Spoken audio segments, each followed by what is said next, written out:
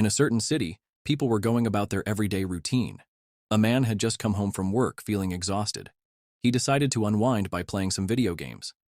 The next day, as he stepped out, heading to work, something unexpected happened. He suddenly experienced a cardiac arrest and collapsed.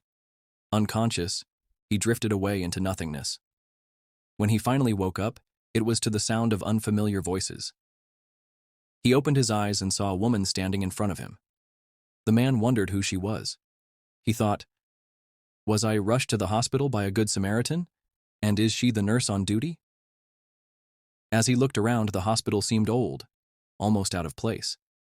But then, out of nowhere, a dog started barking in front of him. To his surprise, the dog suddenly flew across his field of vision.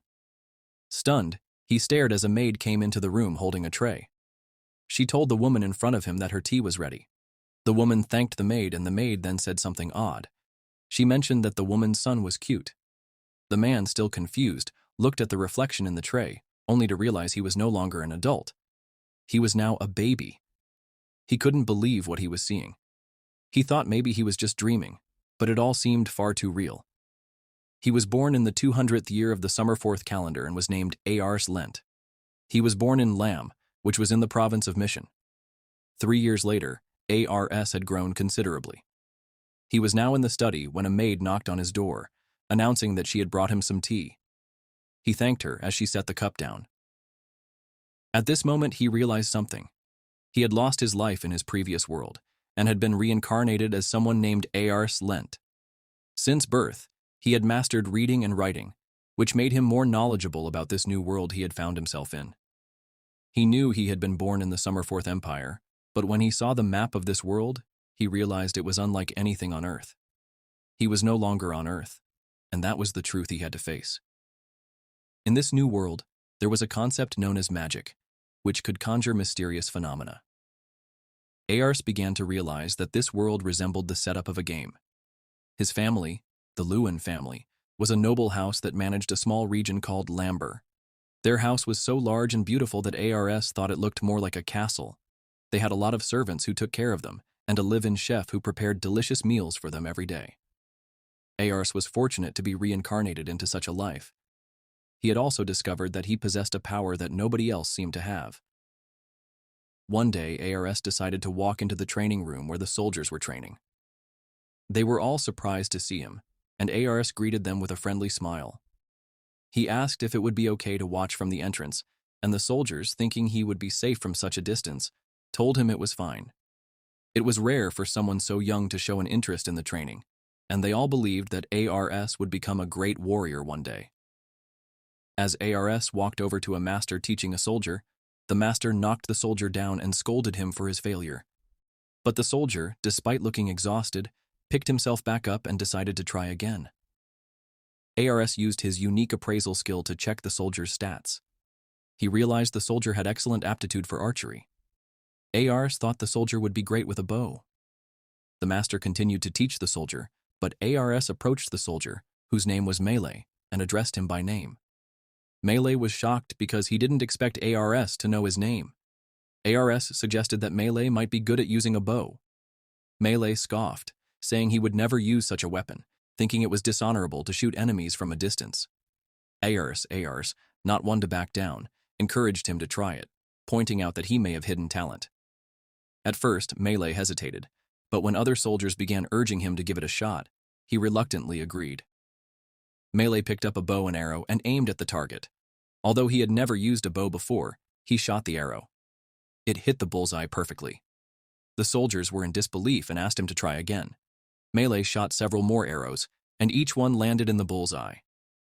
The soldiers were amazed, declaring that Melee had been born to be an archer. Melee, seeing the result, couldn't help but admit that using a bow wasn't so bad after all.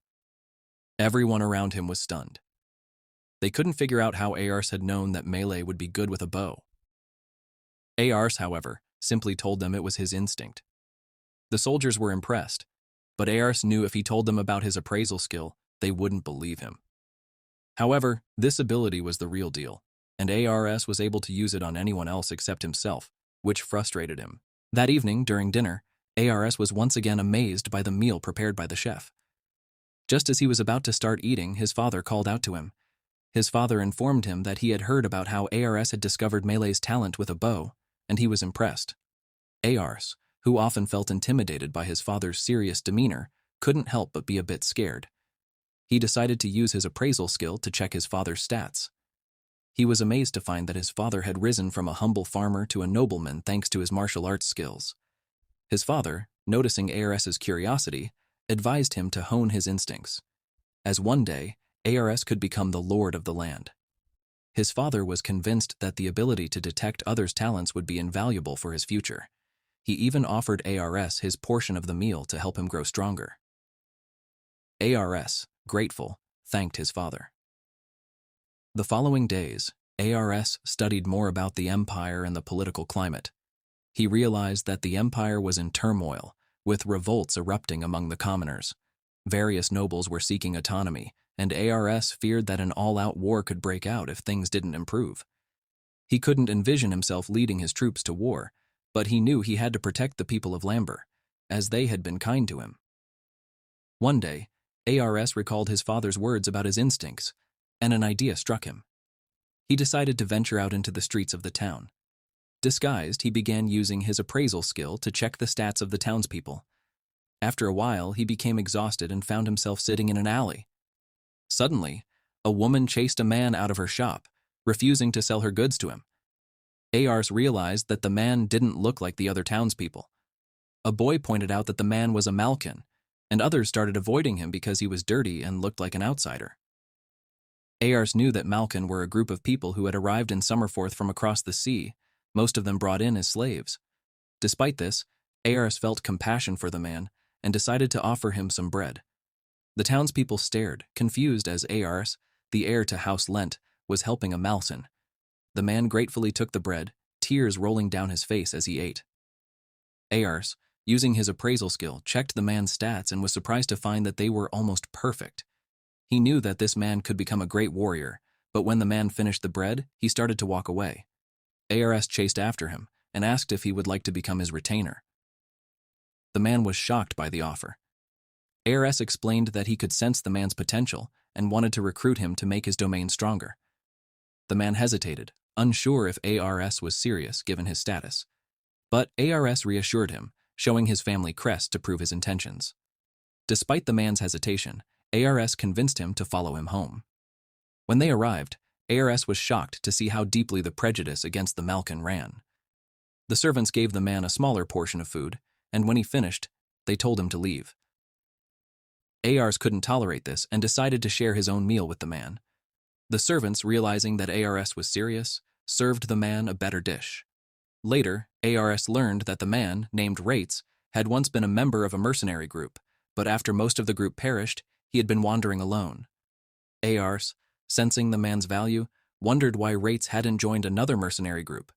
Rates explained that he had no accolades and wasn't hired. ARS decided to go to his father and tell him about his plan to make Rates his retainer. His father immediately disapproved, stating that a Malkin could never be a retainer. ARS, however, was determined. He suggested that his father test Rates himself, as he was sure of his talent. His father agreed to a mock battle to test Rates' skills. The duel began with Rates facing off against ARS' father, Lord Raven. ARS knew that Rates, despite his talent, didn't stand a chance, but to his surprise, Rates held his own. He was able to keep up with Lord Raven, who was a seasoned warrior. Lord Raven landed a hit on Rates, but Rates didn't give up. He got back up, ready for more. As the duel continued, Rates began to show signs of improvement. His moves became sharper. He rushed forward, using the sunlight to his advantage. Though he didn't land a blow, everyone saw that Rates had potential. Lord Raven, impressed by the outcome, decided to employ Rates as a soldier. Later, ARS congratulated Rates on his success. Lord Raven expressed confidence that ARS would be a great leader one day, given his ability to sense others' talents. The soldiers, curious about Rates' sudden rise in skill, flocked around him, eager to learn his secret. Rates, now dressed in new clothes, promised to repay ARS with his life. With this, ARS had found a valuable ally, and the journey of this young noble with the unique appraisal skill was just beginning.